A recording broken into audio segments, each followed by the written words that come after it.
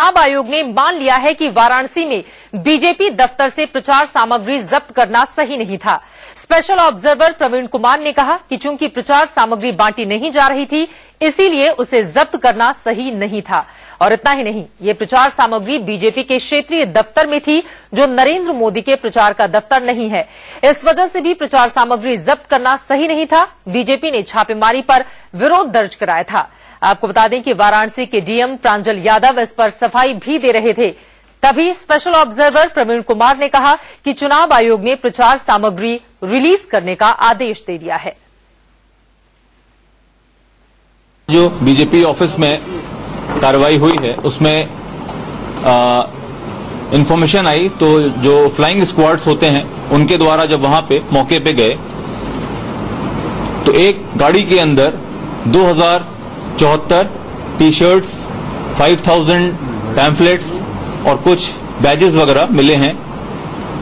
पर 10 मई को 6 PM onwards जो कि रूल है, प्रचार नहीं हो सकता।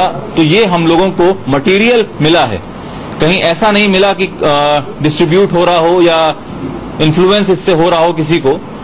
तो हम लोगों ने कमीशन में डायरेक्शंस के लिए बात की है, एज पर जो भी इंस्ट्रक्शंस होंगे। नहीं, कमीशन से मुझे अभी फोन आया है, उन्होंने एग्जामिन किया है, क्योंकि डिस्ट्रीब्यूशन के लिए नहीं हो रहा था, रखा हुआ था।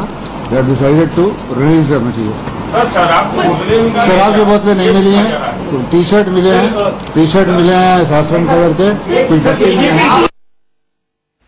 और अब आपको दिखाते हैं आज दोपहर कैसे बीजेपी के दफ्तर पर चुनाव आयोग ने छापेमारी की और कैसे बीजेपी ने इस छापेमारी पर विरोध जताया। काशी में चुनाव से पहले बीजेपी और आम आदमी पार्टी कार्यकर्ता एक बार फिर आमने सामने आ गए। ये टकराव प्रशासन की ओर से गुलाब बाग स्थित बीजेपी दफ्तर पर डाली गई रेड के मौके पर हुई। प्रशासन के मुताबिक बीजेपी के लोग चुनाव प्रचार का सामान बांटने निकले थे। ये आचार संहिता का उल्लंघन है, लिहाजा जानकारी मिलते ही मजिस्ट्रेट ने दफ्तर पर रेड डाली और प्रचार का सामान बरामद कर लिया। पुलिस और चुनाव ऑब्जर्वर ने न केवल सामानों को जब्त किया, बल्कि जब्त करके अपने साथ लेके गए। ये अलग बात है कि बीजेपी के यदि पदाधिकारियों की बात करें तो कुछ पदाधिकारी इस बात को स्वीकार कर रहे हैं, जबकि वहीं कुछ पदाधिकारी इस बात को खरीदे से खारिज कर रहे हैं। यदि बात चुनाव की कर लें तो चुनाव में इनके यहाँ से जो सामग्रियां जब्त हुई वो निश्चित तौर पे टी शर्ट्स, गंजी और कुछ कैप थी। कहने सुनने में ये भी आ रहा है कि ये चुनाव ये छापा किसी पार्टी विशेष के इशारे पे किया गया है। रेड इसलिए पड़ा है कि जब यहाँ पता चला कि बनियान और पंपलेट इंचार्ज बांटने के लिए जा रहे हैं, तो मुझे पता चला ऊपर से। मैं आया, देखा कुछ सामान बनियान जो है गाड़ी मारुति सुजुकी में रखा हुआ था, कुछ अंदर पैक थे। उसको मैंने देखा और देखने के बाद जो है मैंने कहा भाई कहाँ ले जा रहे, वो कह रहे केंद्रीकरण के आज ही ले जाने की क्या जरूरत थी। 274 बनियान मिली है, 2000 सिक्केल मिले हैं, वो छोटे छोटे जो जिसपे मोदी जी का बिल्ला, और 5000 पंपलेट हैं जिसपे सभी लोगों को मोनोग्राम है।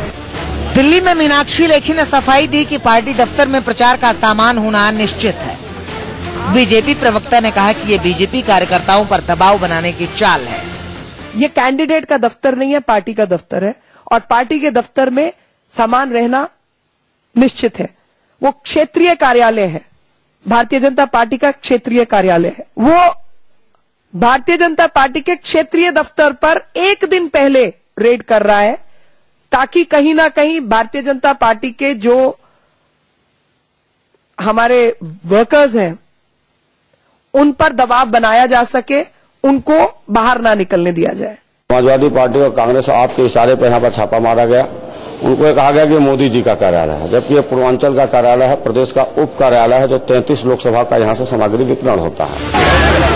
रेड के दौरान आम आदमी पार्टी और बीजेपी कार्यकर्ताओं के बीच झड़प हुई।